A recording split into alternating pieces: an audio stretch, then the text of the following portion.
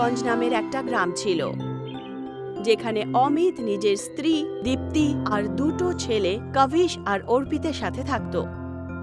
আমি কতবার বলেছি যে বাড়িতে একটা আলমারি নিয়ে আসি। কবিশ আর অর্পিত দুজনই বড় হয়েছে, তাদের কাপড় চোপড়ও এখন বেশি। কতদিন সেগুলো পুটলিতে বেঁধে রাখবো? হ্যাঁ, তুমি ঠিক কথাই বলেছ।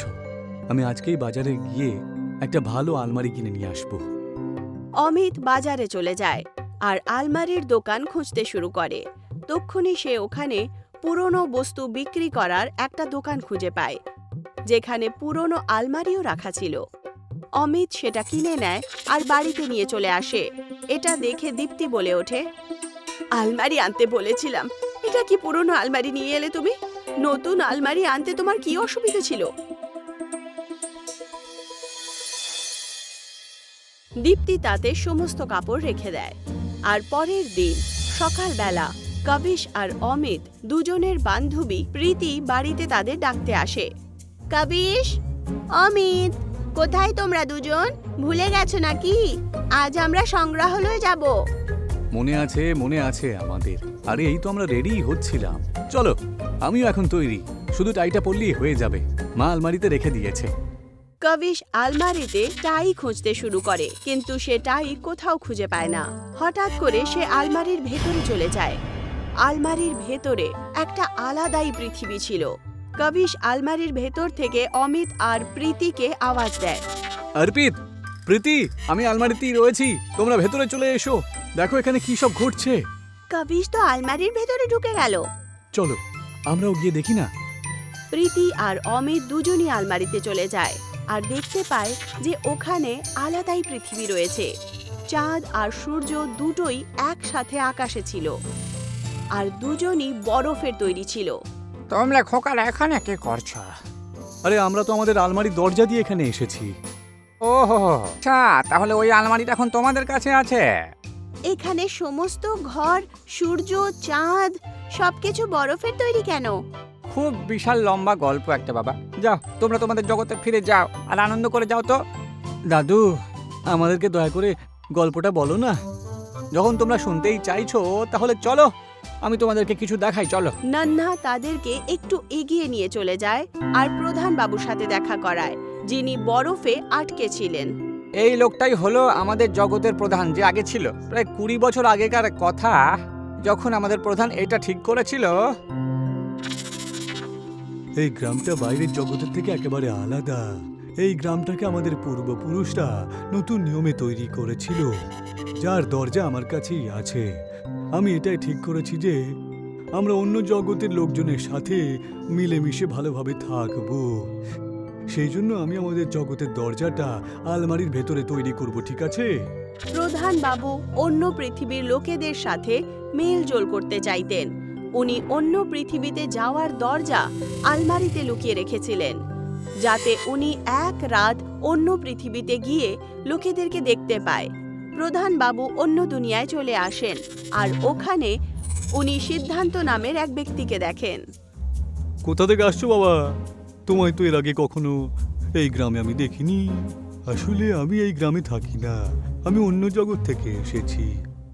আমি ঠিক বুঝতে পারলাম না। অন্য জগৎ মানে? হ্যাঁ, আমি অন্য জগৎ থেকে এসেছি। আসলে আমার পূর্বপুরুষরা আগে এখানে আসতো, তারপরে ওনারা একটা নতুন জগৎ তৈরি করেন। আমি শুধু এই জগৎ থেকে যোগাযোগ রাখতে চাইছিলাম আর দেখতে চাই যে এখানকার লোকজন কেমন। যদি তাই হয় তাহলে তোমার দুনিয়ায় আমাদের নিয়ে চলো, আমিও তো একবার দেখি তুমি সত্যি বলছো নাকি মিথ্যে। প্রধান সিদ্ধান্তকে ওই আলমারির ভেতরে নিয়ে যায়। জমিদার অন্য পৃথিবীতে এসে খুব আশ্চর্য হয়ে ওঠেন। এ তো সত্যিই একটা অদ্ভুত জগৎ দেখছি, কিন্তু এটা কি করে হতে পারে? আমার পূর্বপুরুষরা এই জগৎটাকে তৈরি করেছিল। ওনারা এই সমুদ্রের মাঝখানে একটা জাদুর হিরে পেয়েছিলেন, যার সাহায্যে এই জগৎটা তৈরি করেছিলেন। আমি ওই জাদুর হিরেটা দেখতে চাই। তুমি কি আমাকে ওই জাদুর হিরেটা দেখাবে প্রধান?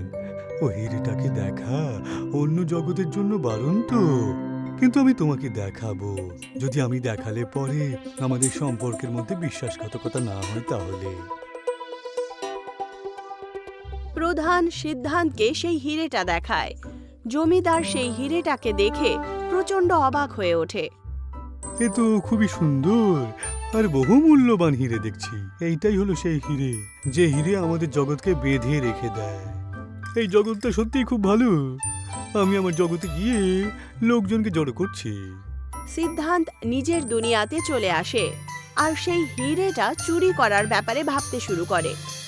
পরের দিন সিদ্ধান্ত আবার সেই আলমারির সাহারায় সেই পৃথিবীতে চলে যায় আর সেই হিরেটার কাছে পৌঁছায় আর সেই হিরেটা নিজের জায়গা থেকে বার করে নেয়। তক্ষুনি প্রধান চলে আসেন। দাঁড়াও, তুমি এমনটা করো না। তক্ষুনি সিদ্ধান্ত সেই হিরেটা ওখান থেকে বার করে নেয়। বার করা মাত্রই প্রধান আর সেই পৃথিবীর সমস্ত জিনিস বরফে পরিবর্তিত হয়, যেন সময় থেমে গেছে। এই জন্য এই জগৎটা পুরোপুরি একেবারে বরফে পরিবর্তন হয়ে গেল। কোনো সিদ্ধান্ত নামের একজন মানুষ হিরেটা এখান থেকে নিয়ে চলে গেছে। সিদ্ধান্ত নাম, এটা তো শোনা শোনা মনে হচ্ছে। সিদ্ধান্তকে ভুলে গেলে নাকি? আরে আমাদের গ্রামের জমিদার বাবুর নামও তো সিদ্ধান্ত। তাহলে নিশ্চয়ই এই হিরেটা চুরি করেছে উনি। দাদু, ওই হিরেটা ফিরিয়ে নিয়ে এসে যদি সেম জায়গাতে রেখে দিই, তাহলে কি সবকিছু আবার আগের মতন হয়ে যাবে? হ্যাঁ, যদি এই হিরেটা নিজের জায়গায় আবার থাকে, তাহলে সব আগের মতন হয়ে যাবে। তাহলে আপনি নিশ্চিন্ত থাকুন, আমরা ওই হিরেটা আমাদের জমিদার বাবু, যে হলো চোর, ওর বাড়ি থেকে নিয়ে আসবই, আর এই জগৎটাকে আবার আগের মতো করে দেব। প্রীতি, অর্পিত আর কবিজ নিজের দুনিয়ায় চলে আসে। আমরা মজা মজায় বলে তো দিলাম যে হিরেটা ফেরত আনবো, কিন্তু আমরা কি করে আনবো? চোরের বাড়িতে আমাদেরকে চুরি করতে হবে। আমার কাছে একটা ভালো উপায়ও রয়েছে।